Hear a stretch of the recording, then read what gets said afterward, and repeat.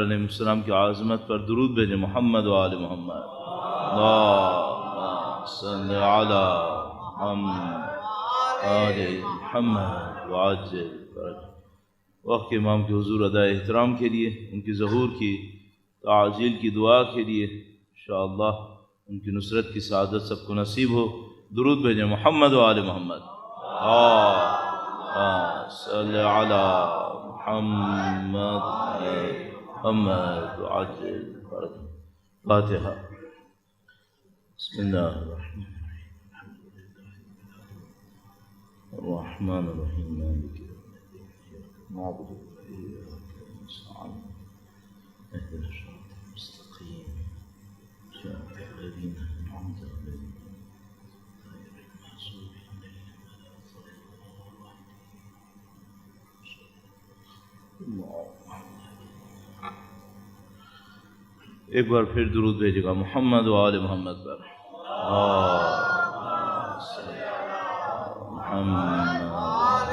محمد وعجل فرجہ۔ اعوذ باللہ من الشیطان الرجیم، بسم اللہ الرحمن الرحیم، الحمد للہ رب العالمین، والصلاة والسلام علی سید الانبیاء والمرسلین، حبیب الہ العالمین ابی القاسم محمد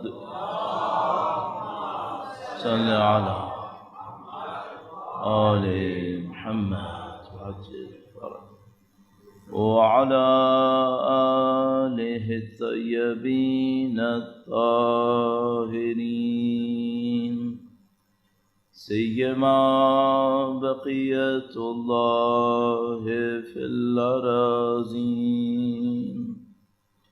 قال اللہ تعالی فی کتابہ الکریم، بسم اللہ الرحمن الرحیم، ام حسبت ان اصحاب الکہف والرقیم كانوا من آیاتنا عجبا۔ درود بھیجے گا محمد و آل محمد پر۔ صلی علی محمد آل محمد وعجل فرجہ۔ خدا تعالی کا انتہائی احسان، انتہائی لطف و کرم ہے، اس نے ہمیں زندگی میں بصیرت نصیب کی، اہل بیت اطہار علیہ السلام کی تعلیمات سے تعلق وابستگی نصیب کی، ان کے راستے پر چلنا نصیب کیا۔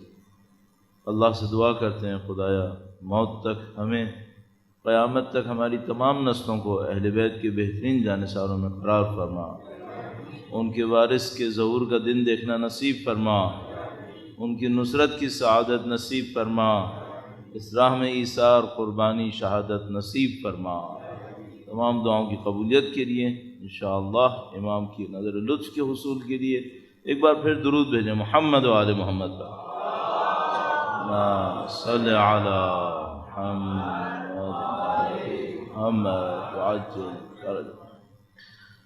دین مبین میں، اسلام کے اندر جو انسانوں کی ہدایت کا طریقہ کار ہے وہ اس سے شاید کافی مختلف ہے جو معمولاً ہمارے یہاں معاشروں کو تبدیل کرنے کے لیے استعمال کیا جاتا ہے۔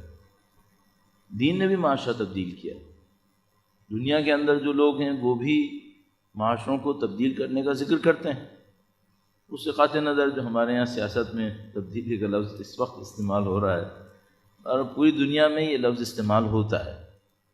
آپ میں سے جو لوگ دنیا کی تاریخ کو تھوڑا بہت دیکھتے ہوں گے وہ جانتے ہیں کہ 250-300 سال سے یہ لفظ استعمال ہو رہا ہے کہ ہم تبدیل کرنا چاہتے ہیں دنیا کو، اور اس سے پہلے بھی انسان اپنی زندگی کو بہتری کی طرف دیکھنا چاہتے ہیں کہ ہم کسی حالت میں ہوں تو ہم کسی بہتر حالت میں چلے جائیں۔ حکومتیں کیوں بنتی ہیں؟ لوگ حکومتوں کا ساتھ کیوں دیتے ہیں؟ بادشاہوں کا ساتھ کیوں دیتے ہیں؟ کوئی بہتری چاہتا ہے؟ اسلام کون سی بہتری چاہتا ہے؟ اسلام کس بہتری کی طرف لے جانا چاہتا ہے؟ اور جس طرف لے جانا چاہتا ہے طریقہ کار کیا ہے؟ اچھا، یہ ہمارے لیے جاننا کیوں اہم ہے؟ ظاہر اس لیے اہم ہے کہ ہم جو دین کے ماننے والے ہیں، اگر ہم وہ فیض حاصل نہ کریں تو پھر ماننے والے ہونے کا کیا فائدہ ہوا؟ تو مجھے تھوڑا سا اس کے اوپر چند منٹ عرض کرنا ہے، اور پھر انشاءاللہ اپنے موضوع سے اسے متصل کریں گے۔ اپنی صحت و سلامتی کے لیے تمام عزادار سید الشہداء کی سلامتی کے لیے درود بھیجیں محمد و آل محمد پر۔ صلی علی محمد آل محمد وعجل فرجہ۔ بڑی عجیب سی بات ہے یہ، شاید مجلس میں اس کا تذکرہ کرنا شاید کسی کو irrelevant بھی لگے کہ یہ بے بنیاد سی چیز۔ یہ جو ہمارے ہاں دنیا میں بڑے بڑے شہر بنے ہوئے ہیں جو مشہور ہیں ترقی کے لیے، یہ ترقی حتیٰ وہ ہے جو دنیا میں ہونی چاہیے۔ مثلا آپ نے ایک شہر، نام لینے کی بھی ضرورت نہیں ہے، سنا ہے بلڈنگز ہی بلڈنگز ہیں اس کے اندر، روڈز، بڑی بڑی روڈز، چوڑی چوڑی روڈز، بڑی بڑی کمپنیوں کے آفیسز، حتیٰ دنیا میں جو ترقی چاہیے وہ یہی ہے۔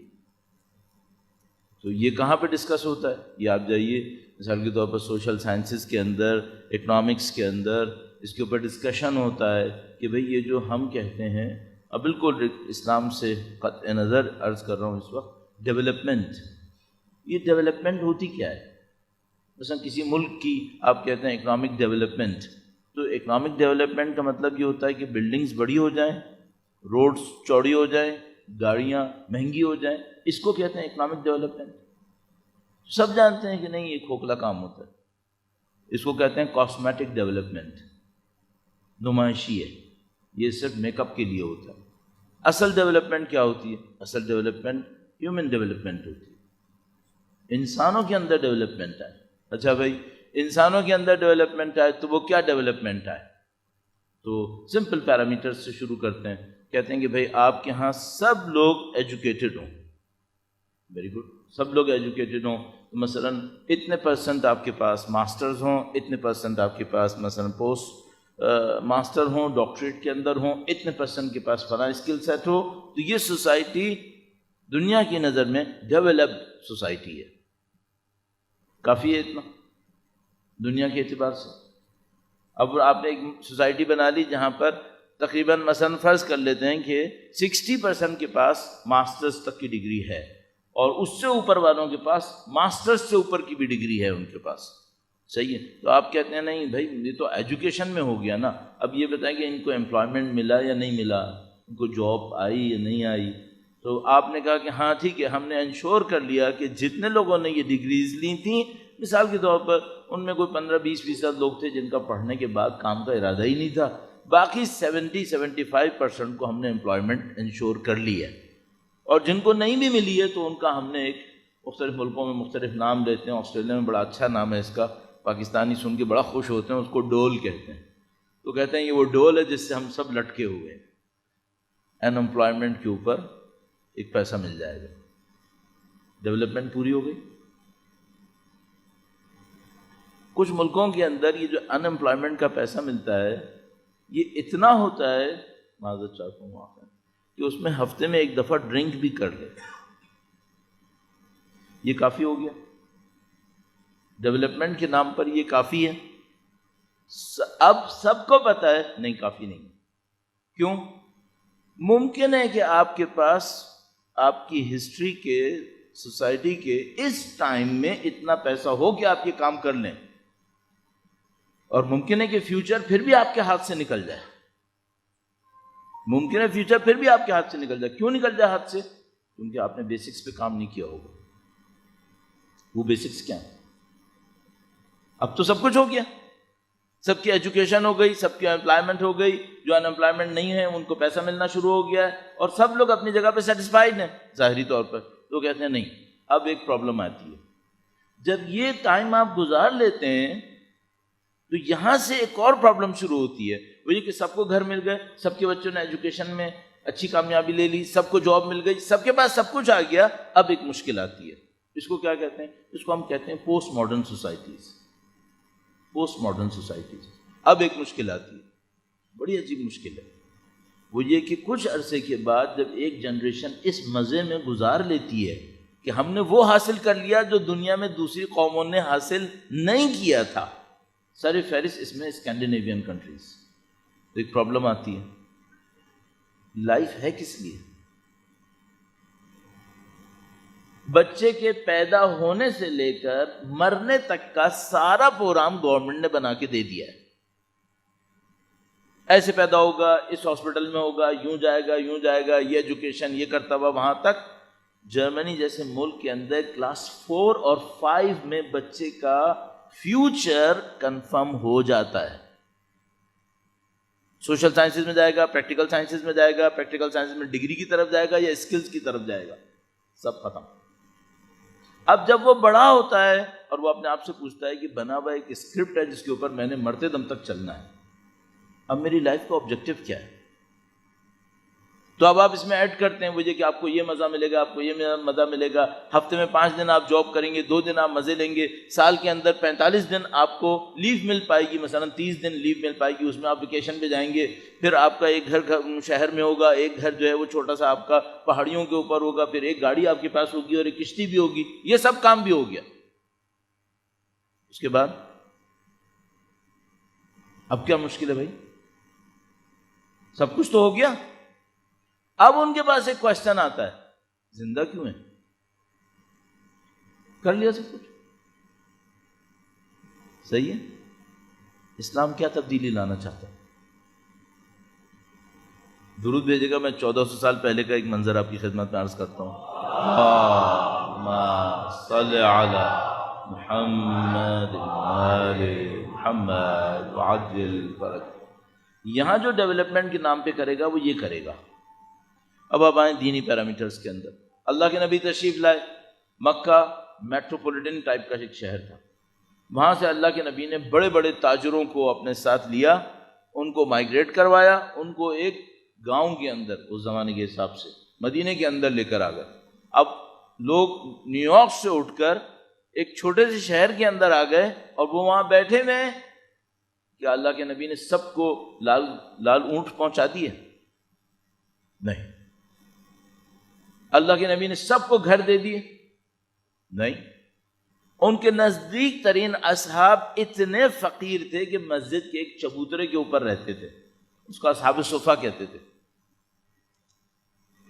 جب دشمن سے جنگ لڑنے جاتے تھے تو ان کی غربت کا بعض اوقات یہ عالم ہوتا تھا کہ وہ خود بیان کرتے ہیں کہ مثلا کبھی ایسا بھی ہوتا تھا کہ ہم ایک کھجور منہ میں لیتے تھے، تھوڑا سا طاقت پکڑتے تھے، دوسرے کو پکڑا دیتے تھے. ان لوگوں نے نبی کے خلاف بغاوت کیوں نہیں کی؟ کیوں نبی کا ساتھ دیتے رہے؟ کون سی ڈیولپمنٹ نصیب ہوئی تھی انہیں؟ تو یہ دنیا کا بڑا عجیب معرکہ ہے کہ جو انبیاء کے ساتھ ہوتے ہیں، اولیاء اوصیاء کے ساتھ ہوتے ہیں، سید الشہداء کے ساتھ تھے، ان کو ڈیولپمنٹ کا کون سا فیز دیکھنے کو ملا جس کے ہوتے ہوئے انہوں نے دنیا کی ساری نعمتوں کو ٹھکرا دیا اور وہ ان لوگوں کے ساتھ کھڑے رہے. اب میں آپ سے ایک بات پوچھوں گا، وہ آبجیکٹو ہمارا بھی یہی ہے؟ تو ہم کس پٹری پہ بیٹھے ہوئے ہیں اس وقت؟ اگر میں کھل کے عرض کروں نا، ہم اسی پٹری پہ بیٹھے ہوئے ہیں جس کے اوپر بیٹھنے والے بہت آگے جانے کے بعد 70-80 سال کے بعد، 100 سال کے بعد اپنے آپ سے سوال کرتے ہیں کہ یہاں آئے کیوں تھے؟ ہم اسی پٹری پر ہیں. صرف کیا معاملہ ہے؟ دنیا کے 5%، 10% اس ڈیولپمنٹ، آرٹیفیشل ڈیولپمنٹ میں بہت آگے گئے ہوئے ہیں، اور 80-90% ان کو دیکھ کر صرف کڑ رہے ہیں اور ان کا پیچھے بھاگنے کی کوشش کر رہے ہیں. کیا اس کے علاوہ کچھ اور ہے؟ اب یہاں پہ ایک سوال ہے، ہمیں کہاں جانا چاہیے تھا؟ ہمیں کس ڈیولپمنٹ پہ کام کرنا چاہیے تھا؟ اچھا، اب ممکن ہے کوئی یہاں پر کوئی ایسا بیٹھا اور وہ کہ مولانا پہلے ہی مسلمان بہت پیچھے ہیں اور آپ لوگ ایسی باتیں کر کر کے ان کو اور پیچھے کر دو گے. یہ بات کا مسئلہ ہے سمجھنے کا کہ اگر ہم دین کی بتائی ہوئی ڈیولپمنٹ پر جائیں گے، دنیا ملے گی یا نہیں ملے گی، ملنا ہے یا نہیں ملنا ہے. تو یہ سارا ایک موضوع بنتا ہے، بہت بڑا موضوع بنتا ہے. وہ یہ کہ اسلام جو تبدیل کرنا چاہتا تھا سوسائٹیز کو، وہ کیا تبدیل کرنا چاہتا تھا؟ ہم لوگ کس تبدیلی کے اوپر چل رہے ہیں؟ میں نے عرض کیا بالکل صاف سی بات ہے، ہم لوگ تقریباً 55 اسلامک ملک جو اس وقت ہمارے پاس ہیں، آلموسٹ سب کے سب اسی ڈیولپمنٹ کے اوپر کام کر رہے ہیں، اسی پٹری پہ چڑھے بیٹھے ہیں جس پر وہ ہمیں بٹھانا چاہ رہے تھے. ہم وہیں گھسیٹے چلے جا رہے ہیں.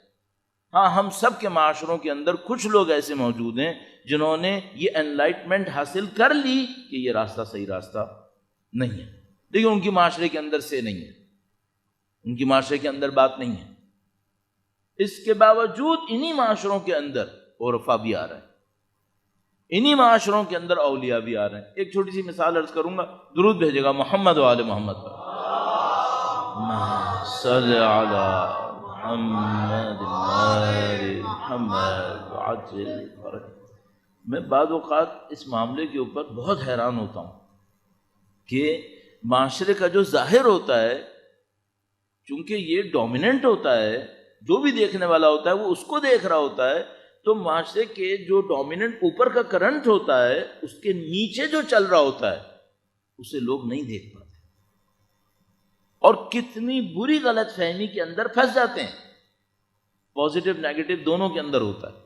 قرآن کریم نے ایک مثال فرمائی ہے، فرمایا کہ کبھی جب بہت زیادہ تیز بارش آتی ہے، جیسے کہ آج کل آ رہی ہے، تو کہا کہ ندی نالے بہنے شروع ہو جاتے ہیں جو خشک پڑے ہوتے ہیں، تو ان میں خس و خاشاک بہنے لگتا ہے، جیسے کنکر اور پتہ نہیں لکڑی کے ٹکڑے اور یہ پتے اور یہ سب بہنا شروع ہو جاتے ہیں. یہ سب بہتے ہیں، اور آپ میں سے جو لوگ ناردرن ایریاز کے ہیں وہ جانتے ہیں کہ جب پانی فلو میں آتا ہے تو پھر وہ کیا طاقت دکھاتا ہے. تو وہ بڑی طاقت دکھاتا ہے، اور پانی جو ہے اس کے اوپر ایک جھاگ آ جاتا ہے. تو خدا نے متعال فرماتا ہے کہ یہ جو جھاگ ہوتا ہے لوگ اس کو دیکھ رہے ہوتے ہیں، اور نیچے جو اصلی پانی کی طاقت ہے اس کو نہیں دیکھ رہے ہوتے. وہ اما زبد کہتے ہیں جھاگ کو. یہ جو جھاگ ہوتا ہے کچھ دیر میں یذهب جفاء، یہ کچھ دیر میں خشک ہو جاتا ہے.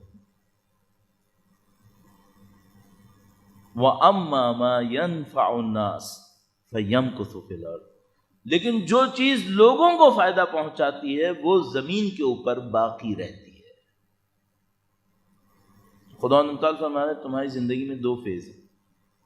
ایک وہ ہے جو جھاگ کی طرح ہے، اچھلے گا، کودے گا، پیٹرنز بنیں گے، خوبصورت لگے گا، یہ ہوگا وہ ہوگا، اور دیکھنے والا اس کے اندر غرق رہے گا، جبکہ اس کو پتہ نہیں ہوتا کہ جیسے ہی پانی اسٹیٹک ہوگا یہ جھاگ ختم ہو جائے گا.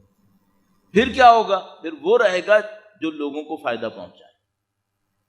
یہ ہماری دنیا ہے. آپ نے ایران انقلاب سے پہلے والے کے بارے میں کیا سنا ہے؟ بے پناہ فحاشی تھی، بے پناہ مادہ پرستی، بادشاہ کرپٹ تھا، لوگ بے خبر تھے، غافل تھے. جو برائی آپ کے ذہن میں آ سکے ایک معاشرے کے اندر، یعنی تصور کیجئے کہ یہاں بیٹھ کے بتانا تو ناممکن ہے اور صحیح ہے بھی نہیں، کہ اگر آپ کو تصویریں بھی دیکھنے کو مل جائے نا جو 70s کی تھیں ایران کی، صحیح ہے، ہمارے ملک میں ابھی تک وہ فحاشی نہیں آئی ہے. اللہ کا کرم، خدا کا شکر، 40 سال کے بعد بھی ہمارے ملک میں وہ فحاشی نہیں آئی ہے جو انقلاب سے پہلے ایران میں آ چکی تھی. کہاں تھا ایران؟ صحیح ہے. اچھا، اب جب میں جا کر یہ دیکھتا ہوں کہ بھئی یہ فحاشی کا مرکز بنا ہوا تھا، تو وہ یہ پاپولر کرنٹ ہے جو پوری سوسائٹی کے اوپر تھا. نیچے کیا تھا؟ نیچے میں نے ابھی ایک بنا رہا تھا، اپنے لیے ایک فائل بنا رہا تھا کہ جس میں آج سے 200 سال کے اندر، پیچھے 200 سال کے اندر جو بڑے بڑے عرفاء آئے ان کی موومنٹس کو میں گراف میں لانے کی کوشش کر رہا تھا کہ کون سا کس شہر سے نکلا تھا، کس شہر میں گیا تھا، کس کس استاد کی سرپرستی میں اس نے علم عرفان حاصل کیا تھا. جس ٹائم پر مملکت شاہ کے زیر اثر بدترین فحشاؤں کو گزار رہی تھی، اس وقت یہ عرفاء ایک دوسرے کو تربیت دے رہے تھے. اچھا کوئی جانتا تھا اس وقت ایران کو دیکھنے والا کہ یہاں اتنے عرفاء تربیت پا رہے ہیں؟ نہیں. آیت اللہ بہجت، آیت اللہ محمد حسین طباطبائی، ان کے بھائی محمد حسن طباطبائی، آیت اللہ دستغیب شیرازی، آیت اللہ مرتضیٰ طالقانی، پتہ نہیں کتنے لوگ، سینکڑوں لوگ اس فحشا کے زمانے میں ایرانی شہروں میں ایک دوسرے کی تربیت کر رہے تھے. اثر کیا ہوا؟ اثر وہ انقلاب ہوا. بھائی ہم لوگ بہت دھوکے میں آ جاتے ہیں، جلدی دھوکے میں آ جاتے ہیں. اچھا یہ جو ایک دوسرے کی تربیت کر رہے تھے، کیا یہ اسی معاشرے میں نہیں رہ رہے تھے؟ وہیں رہ رہے تھے. ان کو مادہ پرستی تنگ نہیں کرتی تھی؟ ان کو دیکھ کے لوگ ان کو ذلیل نہیں کرتے تھے؟ نعوذ باللہ کرتے تھے. ان میں کون سا جذبہ تھا؟ اس وقت ہمارا ایشو کیا ہے؟ اس وقت یقین مانیے بالکل سادہ سی بات، اس وقت ہمارا ایشو یہ ہے کہ ہمارا جو شخص تھوڑا سا دیندار ہوتا ہے، معاشرہ اس کو طنز کر کر کے، ذلیل کر کر کے دین سے باہر نکال دیتا ہے. جو حرام نہیں کھاتا اس کو بیوقوف کہتے ہیں، جو طاقت کا فائدہ نہیں اٹھاتا اس کو احمق کہتے ہیں، اور جو ان دنیا پرستوں کی طرح نمائش نہیں کرتا اس کو بے ڈھنگا انسان کہتے ہیں. یہ جو عرفاء تھے انہوں نے کیا کیا تھا؟ ان کو کچھ سمجھ میں آ گیا تھا. جو سمجھ میں آیا اس کے اوپر اتنے مطمئن ہوئے کہ دنیا بھر ان کو ہمارے لفظوں میں خوار کرتی رہی، یہ نہیں ہلے. اور ان کے پاس وہ طاقتیں تھیں کہ اللہ جانتا، ایسی طاقتیں تھیں جو ہمارے ہاں کسی کے پاس اس کی مثلا سمجھ لو روپے میں 1 پیسہ بھی ہو 1% of 100 تو وہ اچھل کے پورا بازار گرم کر لے گا یہاں پہ کہ میں یہ ہوں، میں وہ ہوں. اور ان کے پاس تھا سب کچھ، وہ ہلے نہیں تھے. اس کو کہتے ہیں ڈیولپمنٹ. آپ اس پہ کام کریں. یہ جو کام ہونا ہے یہ ہے اسلام کا تبدیلی کا طریقہ کار. وہ فیز آف لائف کو، جو مینٹالٹی کا سارا پیٹرن ہے، اپروچ ہے، اسے چینج کرتا ہے. جب وہ اپروچ چینج ہو جاتی ہے پھر ہر کام آسان. اب میں ایک مثال عرض کرتا ہوں عرفاء کی تربیت میں سے. درود بھیجے گا محمد وآل محمد پر. صلی علی محمد وآل محمد وعجل فرجہ. کچھ عرصے سے پہلے ایک کتاب پڑھ رہا تھا. اچھا جب انسان کوئی بہت اچھی کتاب پڑھ رہا ہوتا ہے تو اس کے ٹرانس میں آ جاتا ہے، اور جہاں بیٹھو پھر وہی کتاب میں سے کچھ نہ کچھ انسان کی زبان سے نکلتا ہے. تو میں بعض اوقات یہ کرتا ہوں کہ کوئی کتاب بہت اچھی ہو تو میں اس کو آخری صفحے پڑھنے میں دیر لگا دیتا ہوں، اس کو چھوڑ دیتا ہوں. کیوں؟ تاکہ میں آہستہ آہستہ پڑھوں اور اس کا اثر جلدی میرے اوپر ختم نہ ہو. تو ایک کتاب مجھے ملی، اس میں کوئی 300-400 صفحے تھے. جب میں نے تقریباً 300-350 صفحے پڑھ لیے، میں نے کہا بس اس کا مطلب یہ ہے کہ اب میں اس کو تھوڑا سا رکھ دیتا ہوں، 1-2 مہینے بعد اٹھاؤں گا. یہ کتاب جو ابھی آخری ذکر کر رہا ہوں، یہ آیت اللہ سید علی قاضی طباطبائی، یہ آیت اللہ عظمیٰ مرحوم بہجت علی اللہ مقامہ شریف، ان کے استاد تھے. اور ان کے جو شاگرد تھے وہ ہیں جو اس وقت نامی گرامی ترین لوگ تھے. مثلا علامہ محمد حسین طباطبائی المیزان کے مصنف، آیت اللہ دستغیب شیرازی. اب ذرا سوچنا کہ یہ لوگ تبریز نامی ایک چھوٹے سے شہر کے، جو اس زمانے میں برائی میں پھنسا ہوا تھا، وہاں کے نکلے ہوئے لوگ تھے ان میں سے کئی. اور آپ جو میں یہاں بیٹھے ہیں پاکستان میں، دنیا بھر میں جو اہل بیت کے چاہنے والے بیٹھے ہیں، ان سب کے اوپر ان کی کسی نہ کسی کتاب کا کوئی نہ کوئی اثر ہوا ہے. مثلا جو بھی یہاں پہ بیٹھا ہوا ہے میرے خیال میں 70-80% نے کم سے کم آیت اللہ دستغیب شیرازی کا نام سنا ہوا ہے، آیت اللہ بہجت کا نام یقیناً سنا ہوا ہے۔ کیا طاقت ہے یہ؟ نہ ان لوگوں نے اپنی ویب سائٹس کھولی، نہ ان لوگوں نے اپنی کوئی اسٹیجز بنائے، کچھ نہیں کیا، یہ سب خدا نے خود ان کے لیے کیا۔ کیا تھا ان لوگوں کے؟ تو آیت اللہ قاضی طباطبائی، سید علی قاضی طباطبائی، وہ بھی ان کے رشتہ دار بھی تھے علامہ محمد حسین طباطبائی کے، تو وہ تربیت کرتے تھے، اور خود انتہائی غریب انسان تھے، انتہائی غریب انسان، اتنا غریب، میں قسم کھانے کو تیار ہوں اگر ہمارے معاشرے میں کوئی اتنا غریب ہوگا نا، آپ تو مجھے یہاں بیٹھنے کی اجازت دے رہے ہیں، اگر وہ آتے تو نہیں دیتے ہم لوگ، میں بتا رہا ہوں، اتنی غربت میں تھے۔ یعنی ایسا بھی ہوا تھا کہ کرائے کے جس گھر میں رہتے تھے اس میں مالک مکان نے نکال کر روڈ پہ بٹھا دیا تھا ان کے بیوی بچوں کو، کہ جاؤ یہاں سے۔ اور وہ شاگرد ان کے ساتھ آتا ہے، وہ کہتا ہے کہ استاد یہ کیا ہوا؟ کہا میں نے کرایہ نہیں دیا، اس نے باہر نکال دیا۔ کہا وہ تو صحیح ہے لیکن یہ ہوا کیوں؟ یعنی وہ کہہ رہا ہے کہ بھائی زمین آسمان کی طاقت تمہارے ہاتھ میں آئی ہوئی ہے، تم ادھر سے اشارے کرتے ہو تو ہو جاتا ہے، وہ ہو جاتا ہے، یہ کرائے کے مسئلے میں کیوں پھنسے ہوئے ہو؟ تو انہوں نے کہا کہ شاید خدا یہ سمجھ رہا ہے کہ میں اتنا اچھا ہو گیا ہوں کہ میرے اوپر اس مصیبت کا اثر نہیں پڑے گا۔ کہہ رہے ہیں خدا یہ سمجھ رہا ہے کہ میں اتنا اچھا ہو گیا ہوں کہ میرے اوپر اس مصیبت کا اثر نہیں پڑے گا۔ کیا لوگ تھے یہ؟ طاقت کا کیا عالم تھا؟ تربیت کیسے کرتے تھے؟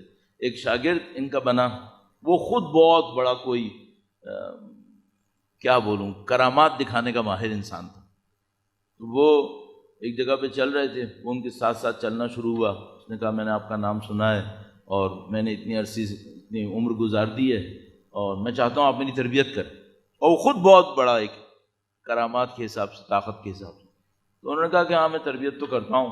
اب وہ بالکل فری اسٹائل میں کام کرنے والا آدمی ہے، لنگڑا کے چلتے تھے، ایک اسٹک ان کے ہاتھ میں ہوتی تھی، کوئی ان کا حال ہولیا دیکھے گا نا تو میں بتا رہا ہوں تو سلام بھی شاید نہیں کرے گا، اتنی عجیب حالت میں رہے وہ زندگی بھر۔ تو وہ اور اسی عالم میں سب کچھ جاننے والے، پہچاننے والے۔ تو وہ ساتھ ساتھ چل رہے ہیں، اس کے ساتھ ہی ایک نہر سی چل رہی تھی جو نجف سے کربلا کے راستے میں، جو مشہور راستہ، اس کے علاوہ ایک اور راستہ ہے، اس میں ایک نت نہر بھی چل رہی ہوتی ہے۔ تو وہ جو نیا طالب علم بننا چاہتا تھا ان کا شاگرد، وہ بھی ایجڈ آدمی، تو اس نے کہا کہ آپ میری تربیت کریں۔ اب یہ جانتے ہیں یہ آدمی کون ہے، کہ بھئی یہ کیا ہے، کس طریقے سے ہے؟ کہنے ہاں میں تربیت تو کرتا ہوں لیکن یہ ہے کہ پہلے بتاؤ کماتے کہاں سے ہو؟ تو اس نے کہا کہ اس کا کیا ذکر ہے؟ تو کہا نہیں، میری تربیت میں جو بھی رہتا ہے جب تک وہ حلال نہیں کماتا اور اپنی محنت سے نہیں کماتا، میں اس کو اپنا شاگرد نہیں بناتا۔ اچھا، یہ اپنے ہر شاگرد سے یہ کہتے تھے کیا؟ نہیں۔ اس سے کیوں کہہ رہے تھے؟ اس نے خود بعد میں بتایا، کہنے لگا اصل میں انہوں نے مجھے اس لیے کہا تھا کہ بہت عرصے سے میرے اندر ایک کرامت آ گئی تھی، جو میں سوچتا تھا وہ مجھے مل جاتا تھا۔ کہنے لگا میرے اندر یہ تھا، تو میں کام کاج کچھ نہیں کرتا تھا، میں سوچتا تھا آج دوپہر مجھے مچھلی کھانی ہے، وہ مچھلی نے آنا ہے۔ میں اگر سوچ لوں نا رات کو مجھے سونا چاہیے تو سونا آئے گا۔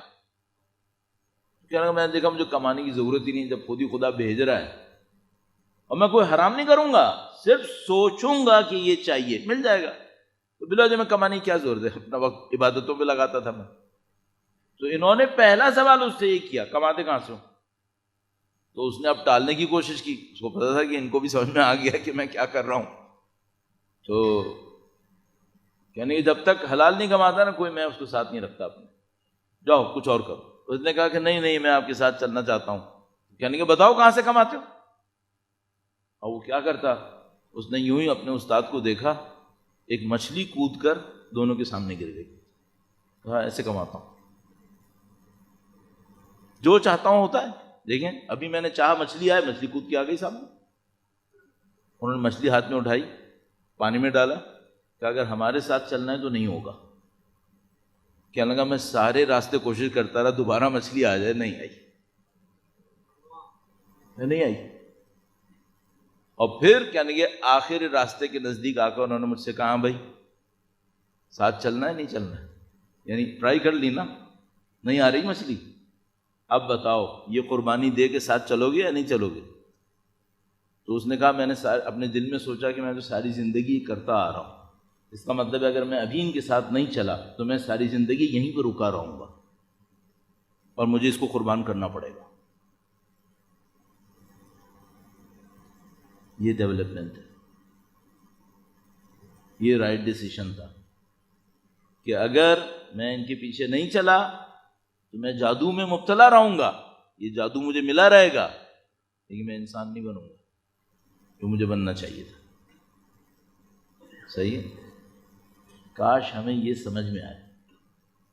جو ہمارا اصلی ٹاپک ہے نا وہ یہ ہے کہ ہمیں کب یہ سمجھ میں آئے کہ اس کے پیچھے بھی کچھ ہو رہا ہے۔ ہمارے ساتھ مشکل اصلی یہاں پہ چل رہی ہے۔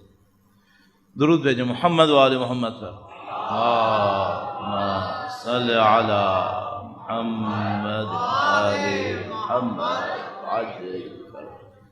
اچھا اب فرض کر لیتے ہیں کہ بھائی نام یہاں کوئی علی قاضی ہے نہ یہاں کوئی محمد حسین طباطبائی، کریں کیا؟ یہاں تو خالی ہے میدان، ہم لوگوں کے حساب سے میدان خالی ہے۔ اچھا جہاں کسی دیندار سے سوال کرو، بات کرو، مجھ جیسے بھی اگر کوئی پوچھے تو میرے ذہن میں یہ آتا ہے اگر میں پاکستان نہ آتا نا 96 میں اور میں قم میں رہتا تو شاید میں بھی بہجت ہوتا، میں بھی یہی بولوں۔ اور جو یہاں پر ہے وہ اس سے کوئی بات کرو تو کیا کہا آغا صاحب آپ کو تو پتہ ہی ہے پاکستان میں حالات کیا ہیں، اگر ہم لوگ بھی ایران عراق میں ہوتے تو پتہ نہیں کیا ہوتے۔ جتنے لوگ ایران عراق میں ہیں وہ ویسے ہی پتہ نہیں کیا ہیں، ایک سے ایک فضول انسان پتہ نہیں کہاں کہاں بیٹھا ہوا ہے، وہ کچھ نصیب نہیں ہوا تاریخ سے لے کے یہاں تک، آپ کو ہی معلوم۔ اس کا مطلب ہے لوکیشن کا اثر نہیں ہے، یہ گوگل میپ نہیں ہے کہ لوکیشن آپ کی طے کرے گی کہ آپ کہاں ہیں۔ آپ کہیں پر بھی ہوں، آپ کا جو زندگی کا سوچنے کا طریقہ کار ہے یہ طے کرے گا آپ کہاں پر ہیں۔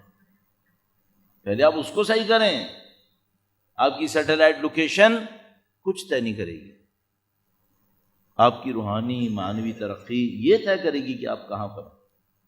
آیت اللہ بہجت کے کچھ شاگرد تھے جو پاکستان سے تعلق رکھتے تھے، بہت پہلے کی بات بتاؤں، 50-60 سال پہلے کی بات، اور وہ ایران کبھی نہیں آئے تھے، آغا بہجت کے شاگرد تھے۔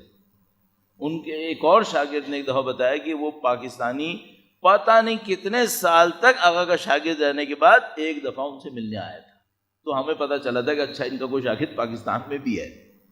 اب مجھے نہیں معلوم وہ خوش نصیب انسان کون تھا، یقیناً اب تک دنیا سے جا چکا ہوگا۔ تو آپ کی جو سیٹلائٹ لوکیشن، جغرافیکل لوکیشن ہے، یہ کوئی فرق نہیں پڑے گا، آپ کو اور ہمیں دیکھنا پڑے گا ہماری اپروچ کیا ہے لائف سے۔ اچھا وہ جو اپروچ کیا ہے وہ کیا ہے، وہ کل آپ کی خدمت میں تھوڑا سا عرض کیا تھا کہ بھائی سب سے پہلے یہ دیکھو کہ دنیا میں ایک ظاہر ہے، اس دنیا میں ایک باطن بھی ہے۔ اگر آپ نے اور ہم نے اس کے اوپر محنت کر لی کہ وہ جو باطن میں اچھا ہے وہ کیا ہے، تو پھر یہ ظاہر ہمیں تنگ نہیں کرے گا، پھر ہم اس کے اوپر کام کر سکیں گے۔ باتیں بہت ہو گئیں، ایک دو پوائنٹس جو ہیں وہ پریکٹیکل ٹائپ کے پوائنٹس، کیونکہ اس میں بہت زیادہ پریکٹیکل پوائنٹ دیے نہیں جا پاتے۔ فلسفی کلیئر ہو جائے تو بہت ساری چیزیں آسان ہوتی ہیں۔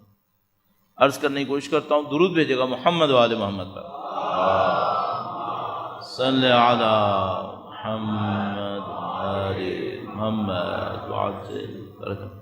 کل آپ کی خدمت میں کامیابی اور سکون کے بارے میں عرض کیا تھا تھوڑا، کہ بھئی آپ کو سکون کب ملتا ہے، آپ کو کامیابی کیسے نصیب ہوتی ہے۔ تو اس میں تھوڑا سا پوائنٹ آپ کی خدمت میں عرض کیا تھا کہ بھئی پوری دنیا میں چھیننے کے اوپر ہوتا ہے اور اسلام کے اندر دینے کے اوپر ہوتا ہے۔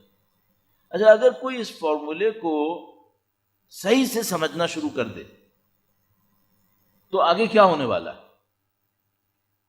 کہ بھئی پیٹرن ہماری دنیا کا کچھ اور ہوتا ہے، جو اصل میں پیچھے دین ہمیں گائیڈ کر رہا ہے وہ کچھ اور ہوتا ہے۔ ایک مثال عرض کرتا ہوں، ایک آدمی ہے، اس نے نئی جاب شروع کی ہے، فرض کر لیتے ہیں، اچھا وہ بہت ڈیسپریٹ تھا اپنی جاب ملنے کے لیے، بڑی مشکلوں سے اس کو کہیں نہ کہیں کوئی جاب مل گئی ہے.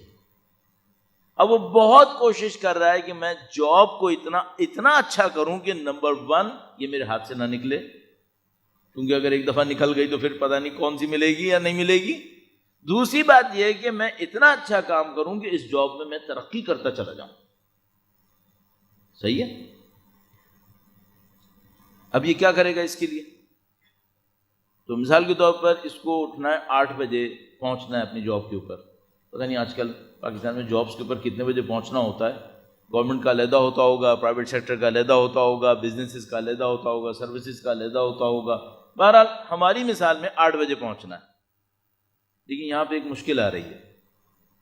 اگر وہ 8 بجے جاب پہ پہنچنا چاہتا ہے تو 7 بجے اس کو گھر سے نکلنا ہے. اگر 7 بجے گھر سے نکلنا ہے تو اس کو 6:30 بجے اٹھنا ہے، تیار ہونا ہے اور رائٹ ٹائم کے اوپر پہنچ جانا ہے. لیکن یہاں ایک مشکل آ رہی ہے. اول وقت نماز کا ہے 4:10. اگر وہ اول وقت نماز کے لیے اٹھ جائے 4:10، اب ایک مشکل ہے، وہ بیچ کے ٹائم میں کیا کرے گا؟ اگر اس کو جاب سنبھالنی ہے، فریش جاب کے اوپر پہنچنا ہے، تو اس کو 6 بجے 6:30 بجے اٹھنا چاہیے تاکہ وہ رات کی 6-6.5 گھنٹے کی نیند لے چکا ہو، اور اس کے بعد جاب پہ فریش پہنچے گا، اپنی ساری انرجیز کو جاب پہ لگائے گا اور اپنی کامیابی کے سیڑھی کے اوپر چلتا چلا جائے گا. اور اگر وہ یہ دیکھے کہ خدا کا نظام کیا کہہ رہا ہے، تو خدا کا نظام کہہ رہا ہے کہ اگر تم چاہتے ہو کہ خدا تمہارے کاموں کو اول وقت سنبھالے تو تم اول وقت نماز پڑھو. اور وہ کہہ رہا ہے کہ 4 بجے تم کھڑے ہو جاؤ مصلی کے اوپر، بلکہ 3:45 بجے، تاکہ 2-4 رکعت شب کی بھی پڑھ لو، اللہ کے سامنے 2 آنسو بہا لو، اول وقت فجر پڑھ لو اور تھوڑی سی تعقیبات پڑھ لو. اس سے جو تمہیں کامیابی ملے گی وہ 6:30 بجے اٹھ کے ہوشیار سوٹڈ بوٹڈ پہنچنے سے نہیں ملے گی. 90% ہماری آبادی کے لوگ کیا کر رہے ہوں گے؟ سکون سے اٹھیں گے. کتنے پرسنٹ ہوں گے جن کو یہ پتا ہوگا کہ اگر یہ اول وقت نماز پڑھ لیں تو اس سے کہیں بہتر ہے کہ اول وقت آفس پہنچ جائیں؟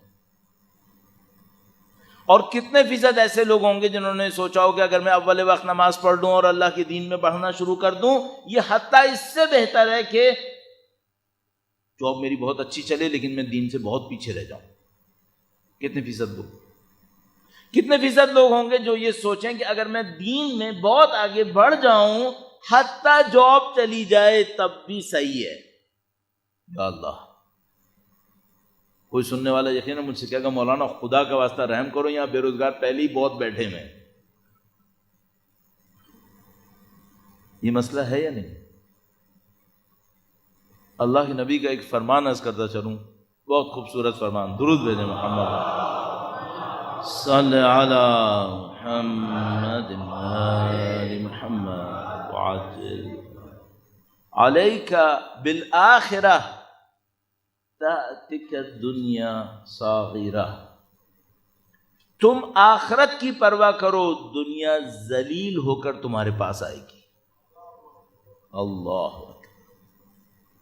تم آخرت کی پرواہ کرو، دنیا حقیر ہو کر تمہارے پاس آئے گی. صحیح ہے؟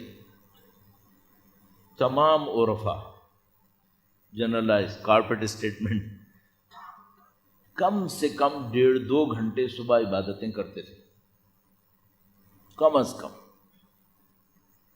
اچھا یہ کتنے مصروف لوگ تھے؟ آپ کہیں گے مولانا یہ سب لوگ حجروں میں بیٹھے رہتے ہوں گے، بیکار بے روزگار، کھانا وانا کو ان کو دے دیتا ہوگا اس لیے یہ عبادتیں کرتے رہتے ہوں گے. نہیں، اس میں آیت اللہ خمینی بھی شامل ہے جو ہیڈ آف دا اسٹیٹ تھے. کروڑوں انسانوں کی زندگی ان کے اشاروں کے اوپر چل رہی تھی، وہ بھی یہی کرتے تھے. اس میں بڑے نامی گرامی اساتذہ تھے جن کا کام صبح سے شام تک ہزاروں اسٹوڈنٹس کو ٹرین کرنا تھا، تربیت کرنا تھا، وہ بھی یہی کرتے تھے. اس میں آیت اللہ بہجت جیسے نامی گرامی عرفا تھے جو نہیں معلوم کیا کچھ کر رہے تھے لیکن اس کے باوجود یہی کرتے تھے۔ اب ہماری نظر میں ہم اتنے مصروف ہیں اور یہ لوگ اتنے بیکار بے روزگار ہیں کہ ہمارے پاس اس کا وقت نہیں ہے اور ان لوگوں کے پاس اس کا وقت تھا۔ اچھا ہمارے پاس اس کا وقت کیوں نہیں ہے؟ کیونکہ مولانا ان لوگوں کو تو کوئی جاب نہیں کرنی تھی، میں نے تو جاب کرنی ہے نا۔ کیوں ہم لوگ اس طرح ہیں؟ اچھا کیا میں آپ سے یہ کہنا چاہ رہا ہوں جاب چھوڑ دیں؟ نہیں، یہ نہیں کہہ رہا، میں کہہ رہا ہوں اپنی پرائورٹی کو صحیح سیٹ کریں۔ تو مثلا میں کیسے مینج کروں گا اگر مجھے 8 بجے جاب پہ پہنچنا ہے اور 4 بجے والے وقت نماز پڑھنی ہے؟ رات کو مینج کر لوں، تھوڑا جلدی سو جاؤ۔ لیکن مولانا سارے خاندان کا ملنا ملانا اسی وقت ہوتا ہے، تھوڑا کم کر لو۔ نہیں یہ کم نہیں ہو سکتا، میں صبح سے کاٹ لوں گا۔ اچھا اس کے بعد کیا ہوگا؟ اس کے بعد یہ ہوگا کہ میں اگر بہت اچھی صورتحال رہی تو میں صبح کو آخری وقت میں کہیں اٹھ کر ایک نماز پڑھ لوں گا، اس کے بعد دوبارہ سو جاؤں گا۔ دوبارہ یہ میں اچھے لوگوں کی باتیں کر رہا ہوں، ورنہ تو وہ کہے گا مولانا قضا پڑھنے میں کیا رہ جائے، زور اثر کے ساتھ قضا پڑھ لیں گے۔ تو میں اگر اٹھ کے نماز پڑھ لوں گا اور دوبارہ سو جاؤں گا اور 8 بجے جاب پہ پہنچ جاؤں گا تو اس میں فرق کیا پڑے گا؟ ایک فرق پڑے گا، تمہیں خدا نے برکتیں دینے کے لیے ایک وقت رکھا تھا وہ تم نے مس کیا۔ اب یہ جو 8 سے لے کے 6 تک یا 5 تک تم نے جاب کرنی ہے نا، اس میں جوتے چٹکھاؤ گے تب بھی وہ نہیں ملے گا جو اس وقت مل جاتا۔ اب یہ ہوگا، ہو رہا ہے یا نہیں ہو رہا ہے؟ اٹھا کے دیکھ لو، ہو رہا ہے یا نہیں ہو رہا؟ ہو رہا ہے۔ اب بھی کسی کو عقل آئے گی کام صحیح کر لے؟ نہیں، یہ وہ جو پہیا ہوتا ہے نا جس کے اندر جو چوہا گھوم رہا ہوتا، ہیمسٹر ویل کہتے ہیں، کیا کہتے ہیں، یہ وہ ہے۔ یہ پہیا گھماتا رہے گا اور کبھی اس چوہے کو سوچنے کا موقع نہیں دے گا کہ بیٹا تم نہیں چل رہے ہو، تم وہیں کھڑے ہو، پہیا گھوم رہا ہے، تمہاری کوئی ڈیولپمنٹ نہیں ہو رہی۔ یہ ہمارے ساتھ ہو رہا ہے۔ اگر آپ کو اور مجھے اپنی ڈیولپمنٹ پہ کام کرنا ہے، آپ کو یہ جو دنیا نے ہمیں پیٹرنز بنا کے دیے ہیں، نہیں کہہ رہا بے جاب کے بغیر زندگی گزارنی ہے، کام کے بغیر۔ کب میں کہوں گا؟ وہ تو آیت اللہ قاضی طبع بھائی فوراً کہتے تھے سب سے پہلے حلال کماؤ، حلال کماؤ، اس کے بغیر نہیں آنا میرے پاس، جو شرط ہے اسلام کے اندر۔ لیکن اس کے اوپر اپنی زندگی قربان کر رہے ہو اور ان برکتوں سے اپنے آپ کو محروم کر رہے ہو جس کے لیے خدا نے خلق کیا ہے ہمیں، یہ کہاں کا انصاف ہے؟ اچھا وہ بھی صحیح نہیں ہو رہا۔ میں تو سوچتا ہوں اگر ہم لوگ سویڈن ڈنمارک کی طرح ہوتے جنہوں نے دنیا میں کم سے کم اپنی ویلفیئر اسٹیٹ بنا لی تو پھر قابل قبول ہوتا کہ چلو بھائی دنیا میں تو ویلفیئر اسٹیٹ بنا لی، اب آخرت بنی ہے نہیں۔ یہاں تو وہ بھی نہیں ہے، یہاں تو اس میں بھی مصیبت میں پھنسے ہوئے ہیں۔ اچھا وہ لوگ جن کو ہم سمجھ رہے ہیں نا کہ مصیبت میں نہیں پھنسے ہوئے، جا کے ذرا ان سے پوچھو وہاں پہ کیا ہو رہا ہے۔ ایک تو 40-45 لاکھ کے ملک ہیں، وہ تو ہمارے پنجاب کی کسی چھوٹے موٹے گاؤں اگر 2-4 ملا لو گے تو ان کی پورے ملک کی آبادی ہو جائے گی۔ اس 40-45 لاکھ میں بھی ذرا جا کے دیکھنا خودکشیوں کا ریٹ کیا ہے، زندگی ہے کیا وہاں۔ تو بھائی لبے لباب میں نے آپ کا بڑا وقت لیا، وہ یہ کہ اس پہیے سے باہر آ کر ذرا سا یہ جج کرنے کی کوشش کرو یہ جو لوگ کامیاب ہوئے تھے ان کے فنڈامنٹلز کیا تھے، یہ کن بنیادوں پہ محنت کر رہے تھے۔ اس میں جو سب سے بڑی رکاوٹ ہے، اس کو بھی میں کلیریفائی بار بار کر رہا ہوں کہ بھائی کوئی یہ نہ سمجھے کہ میں کہہ رہا ہوں لوگ کام نہ کریں، کاج نہ کریں، معاش پہ توجہ نہ دیں، بھرپور توجہ دیں، لیکن دوسروں کی باتوں کو سننے کے بعد کہ اگر تم نے یہ کیا تو یہ ہو جائے گا، وہ کیا تو وہ ہو جائے گا، اور تمہارے پاس اگر یہ نہیں ہوا تو تم ذلیل ہو جاؤ گے، خوار ہو جاؤ گے، ان میں مت پڑو۔ یہ دنیا کی باتیں کہیں کا نہیں چھوڑتی انسان کو۔ اس پہ جب تک آپ صبر نہیں کریں گے یہ معاملہ حل نہیں ہوگا۔ اب ایک جلدی سے ایک مثال اور دیتا ہوں، آپ کا وقت دیا میں نے، درود بھیجیں محمد و آل محمد پر، صلی علی محمد آل محمد۔ یہ جو تاریخ کی مثالیں ہوتی ہیں وہ اسی لیے ہوتی ہیں، جو لوگ سید الشہداء کے ساتھ آئے تھے انہوں نے قربانیاں نہیں دی تھی؟ کربلا کے میدان کے علاوہ کی بات کر رہا ہوں، کربلا کے میدان کے اندر تو ظاہر قربانیاں دی تھی، جانیں گئی ان کی، انہوں نے اپنے جسموں کو کٹوایا، لیکن اس کے پیچھے کیا کیا قربانیاں دینی پڑی تھیں؟ جو کوفہ سے نکل کر سید الشہداء کا ساتھ دینے آتا تھا، عبید اللہ ابن زیاد اس کے گھر کے ساتھ کیا کرتا تھا؟ گھروں کو لٹرلی بنی امیہ کے اصولوں میں سے ایک تھا کہ اگر کسی نے امیر المومنین کے فضائل کو بیان کیا، اس کو گھر کے بیچ میں کھڑا کر کے دیواریں اس پہ گرا دیں گے. یہ روٹین تھا. کتنے ہی لوگ جلیں مریں اسی طریقے سے کہ بہرحال ان کو سزائیں ملی ہیں اس بات کے اوپر کہ انہوں نے کیوں اہل بیت اطہار علیہ السلام کا ساتھ دیا. ہم بات کرتے ہیں چھوٹی موٹی قربانیوں کی. یہ جو ہم اور آپ یہاں بیٹھے ہیں 1400 سال کے بعد اذاں منا رہے ہیں، مجھے تقریباً یقین ہے جتنے بھی لوگ یہاں پر موجود ہیں ان کے اجداد نے ناقابل تصور قربانیاں دی ہوں گی. پوچھیں جا کے پیچھے کیا ہوا ہے. اب ان باتوں کو چھیڑنا جو ہے وہ بعض اوقات کسی کو اچھا نہ لگے اور وہ سوچے کہ مثلا یہ باتیں بہت پرانی ہو گئیں، لیکن نہیں معلوم ہم لوگوں کو کیا کچھ ہوا. گاؤں کے گاؤں پوری زندگیاں اپنی دے کر اس بات پہ آئے یہاں پر، سب کچھ لٹا پٹا کے. ابھی بھی نشانیاں ہمارے پاس بہت ساری موجود ہیں. بہرحال تم جو لب لباب ہے عزیزان محترم، وہ یہ کہ ظاہر کا دھوکہ مت کھائیں.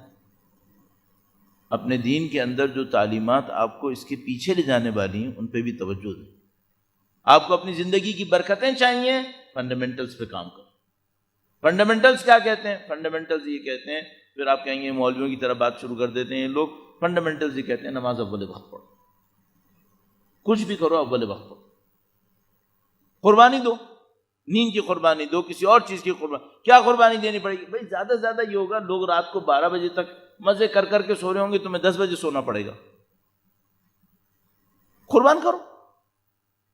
بغیر قربانی کی کسی کو کچھ نصیب نہیں ہونا ہے. اور میں یہ نہیں کہہ رہا ہوں کہ مثلا اب کچھ لوگ یہ کرتے ہیں پھر دین میں ایکسٹریمزم دکھاتے ہیں. میں مجبور ہو کے اس کی کلیریفیکیشن کے لیے پھر آ گیا. وہ یہ کہ مثلا وہ کیا کرتے ہیں، وہ کہتے ہیں ٹھیک ہے اب ہم دین کے اوپر کام کریں گے لیکن اب ہم سے دنیا نہیں مانگنا. تو وہ عضو معطل بن جاتے ہیں، پیرالائزڈ آرگن بن جاتے ہیں سوسائٹی کے لیے. نہیں، یہ دین کبھی بھی نہیں کہتا ہے کہ وہ کیا کہ ٹھیک ہے میں ساری رات عبادت کروں گا، صبح کو نماز پڑھوں گا، یہ کروں گا وہ کروں گا، پھر جو میں سوؤں گا تو ظہر پہ اٹھوں گا، اور پھر جو عبادتوں کا سلسلہ نکالوں گا تو پھر میں مغرب کے اوپر اٹھوں گا، اور میرے گھر بار کا خرچہ چلو میرا بڑا بھائی ہے نا اس کے پاس تھوڑا پیسہ ہے وہ اس کو تھوڑا سا سنبھال لے گا.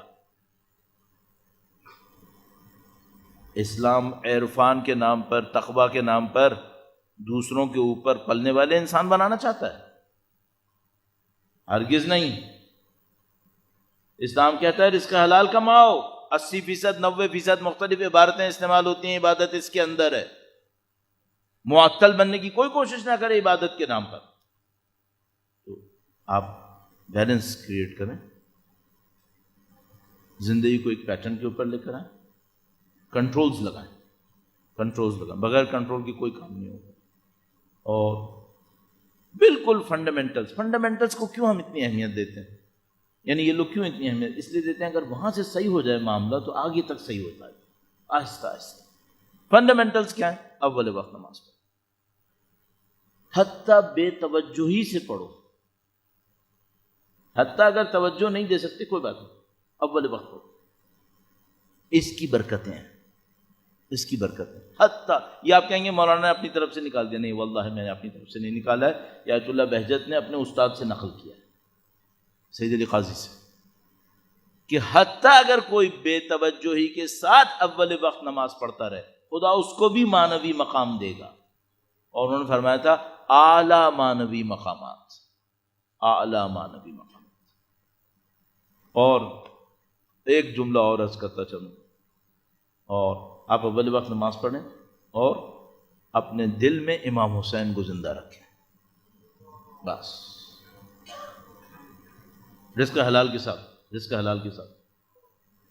اول وقت نماز پڑھیں، دل میں امام حسین زندہ رہے. یہ دل میں امام حسین زندہ رہے اس کا مطلب کیا ہے؟ اول وقت تو ہم نے کہہ دیا توجہ کے ساتھ نہ بھی ہو تب بھی چل جائے گا. دل میں امام حسین کیوں؟ میں نے کہا زبان پہ امام حسین رکھیں. بعض اوقات زبان پہ امام حسین ہوتا ہے، دل میں نہیں ہوتا ہے، ماتم بھی کر رہا ہوتا ہے تب بھی دل میں نہیں ہوتا ہے، بعض اوقات کچھ نہیں کر رہا ہوتا، بیٹھا ہوا ہوتا ہے، دل میں امام حسین،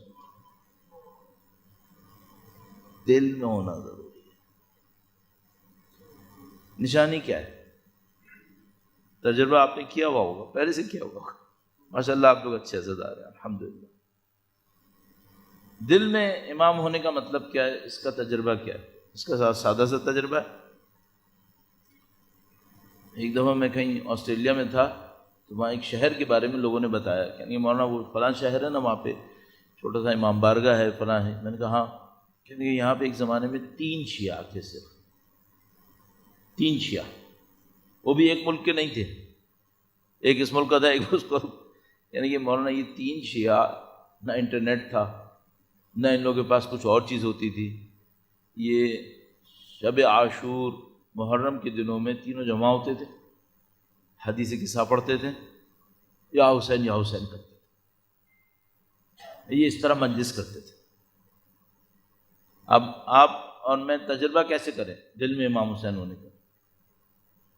بہت آسان کام، خاموشی سے کہیں بیٹھ جائیں، کسی سے کچھ نہ کہیں، امام کے غم کو یاد کریں اور دیکھیں دل رو رہا ہے یا نہیں رو رہا ہے۔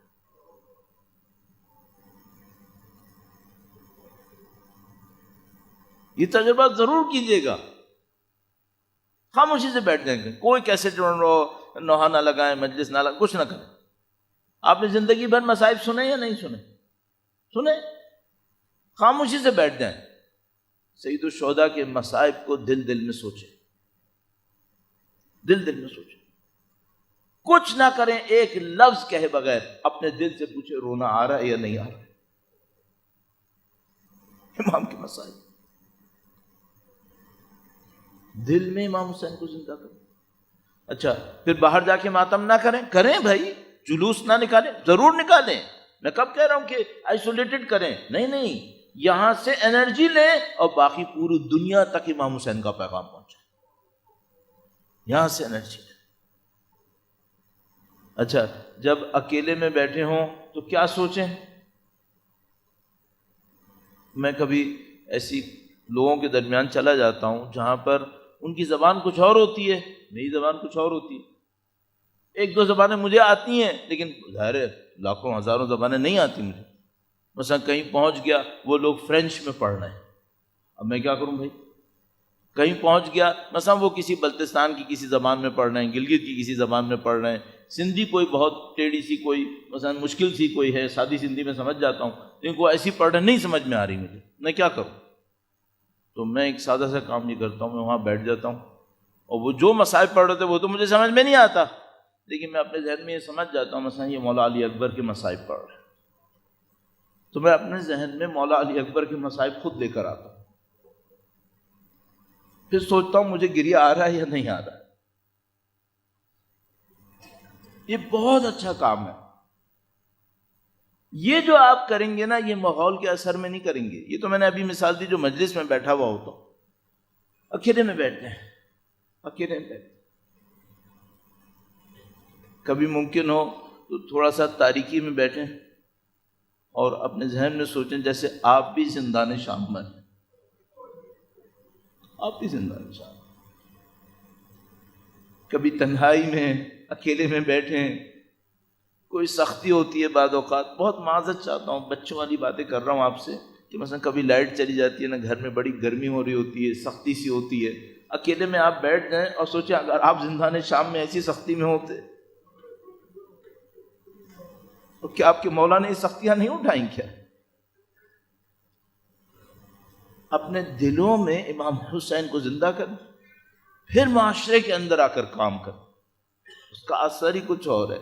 جو میں مصائب کے مختلف جملے کہتے کہتے گزرتا رہا، لیکن مثلا کہیں میرے ذہن میں حضرت علی اکبر کا خیال آیا تو میں 2-4 جملے حضرت علی اکبر کے مصائب سے آپ کی خدمت میں عرض کر دیتا ہوں۔ مصائب کو پڑھنا ایک لحاظ سے بہت مشکل کام ہے، لیکن مصائب کو سمجھنا بہت مشکل کام، سمجھنا بہت مشکل کام۔ آپ کہیں گے مثلا سمجھنے کا کیا کام ہے؟ دیکھو سمجھنے کا کام یہ ہے، آپ نے حضرت علی اکبر کے مصائب سننے ہیں نا، اب آپ سوچیں اگر آپ وہ بوڑھے باپ ہوتے جس کے سامنے اس کا بیٹا جا رہا ہوتا، ہم تو خیر اس پاکیزگی کو کیسے سمجھ سکتے ہیں، ہمارے اندر تو آ ہی نہیں سکتا، نہیں میں یہ نہیں کر پاؤں گا۔ تو پھر ایک کام کرو، اپنے ذہن کو یہ سمجھاؤ کہ اگر حسین جیسا باپ ہو اور علی اکبر جیسا بیٹا ہو، اچھا اب کیا کریں؟ اب کبھی حسین کے دل میں غور کریں اور کبھی حضرت علی اکبر کے دل میں غور کریں، اس دل پہ کیا گزر رہی ہوگی، سید الشہداء کے قلب مقدس میں کیا گزر رہا ہوگا، ہمیں کیا معلوم وہ مقام، لیکن کوشش تو کر سکتے ہیں۔ کیسے پتا چلے گا؟ ان جملوں کو سوچو جو سید الشہداء نے کہے، اس عمل کو دیکھو جو سید الشہداء نے کیے ہیں، مستندات میں جا کے دیکھ لیں۔ مثلا حضرت علی اکبر الوداع کرنے کے لیے آئے، الوداع کر کے آگے بڑھے تو احساس کیا کہ باپ پیچھے چلتا ہوا آ رہا ہے۔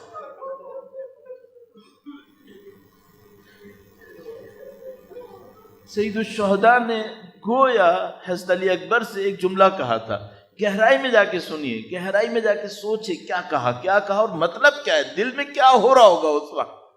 علی اکبر سے کہا بیٹا دشمن تک پہنچنے سے پہلے مجھے مڑ مڑ کے دیکھتے رہنا۔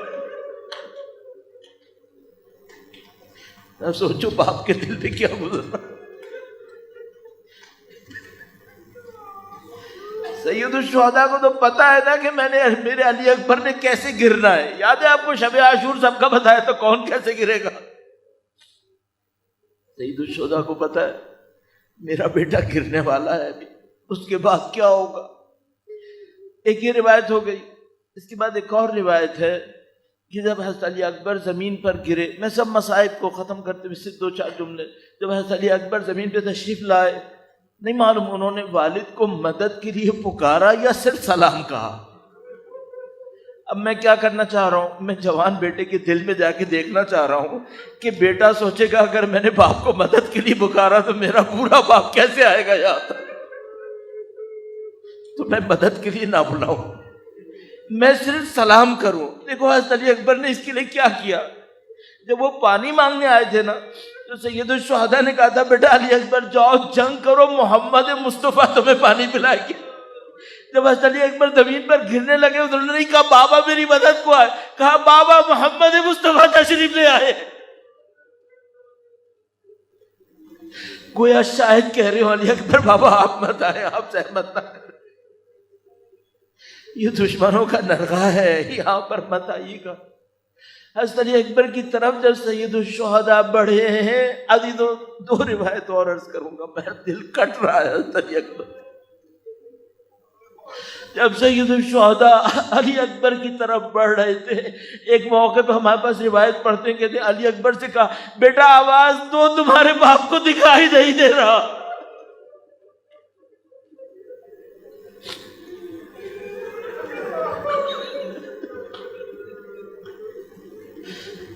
آواز تو دکھائی نہیں۔ اللہ اکبر۔ حضرت علی اکبر کی لاشے پر پہنچے ہیں، اس کو بہت دفعہ ہم نے مصاحب میں سنا ہے، برچی کا معاملہ تھا۔ ایک برچی سید الشہداء نے علی اکبر کے سینے سے نکالی ہے۔ ایک عجیب روایت ہے ہمارے پاس، بڑی عجیب روایت۔ نفس المحموم میں شیخ عباس قمی، وہی شیخ عباس قمی جن کی مفاتیح الجنان آپ پڑھتے ہیں نا، اسی کے اندر یہ روایت لکھی ہوئی ہے۔ لکھا ہے کہ جب علی اکبر کے نزدیک سید الشہداء پہنچے تو سید الشہداء نے گویا یہ منظر دیکھا، لکھا ہے دشمن کی تلواریوں نے سے اوپر گرتے تھے اور نیچے آتے تھے۔ علی اکبر کے اوپر اتنے وار کیے شمشیروں اور نیزوں کے، میں روایت ابھی عرض کرتا ہوں، عزیز و بعض محدثین مؤرخین یہ کہتے ہیں کہ جب حضرت سید الشہداء علی اکبر کو اپنے سینے سے لگا کر لاشا گھسیٹ رہے تھے تو پیچھے سے لعین اکبر کے لاشے پر یہ مار رہے تھے۔ شیخ عباس قمی نے عربی کی روایت لکھی ہے فَقَتَلُوهُ إِرْبًا إِرْبًا، علی اکبر کو ٹکڑے ٹکڑے کیا ہے۔ اب کسی بوڑھے باپ سے پوچھنا کہ اپنے جوان کا لاشا اٹھانا کیسا ہے، نہیں لاشا اٹھانا نہیں، اس لاشے کو اٹھانا جس پر دشمن ضربے لگا رہا تھا۔ الا لعنت اللہ علی القوم الظالمین وسيعلم الذین ظلموا ای منقلب ینقلبون۔ پروردگارہ تجھے واسطہ مولا علی اکبر کے مصائب کا، وارث حسین امام زمانہ کے ظہور میں تعجیل فرما، ان کا لشکر دنیا میں جہاں کہیں بھی ہے اس لشکر کی طاقت توانائیوں میں اضافہ فرما، ہمیں ان سے متصل ہونے ان کی نصرت کی سعادت نصیب فرما، اس راہ میں شہادت نصیب فرما، قیامت تک ہماری تمام نسلوں کو قرآن و اہل بیت کے تابعداروں جانثاروں وفاداروں میں قرار فرما۔ ایک بیمار رضا چنائی صاحب کی شفا کے لیے درخواست کی گئی ہے، خدا سے دعا کرتے ہیں خدایا بحق مولا امام زین العابدین ان کو اور تمام مردائے اہل بیت اطہار کو شفائے کامل نصیب فرما۔ اہل بیت اطہار علیہ السلام کی اس نظر لطف کے حصول کے لیے، عزاداری کی قبولیت کے لیے اور امام کی تعجیل کے لیے درود بھیجے محمد و آل محمد پر۔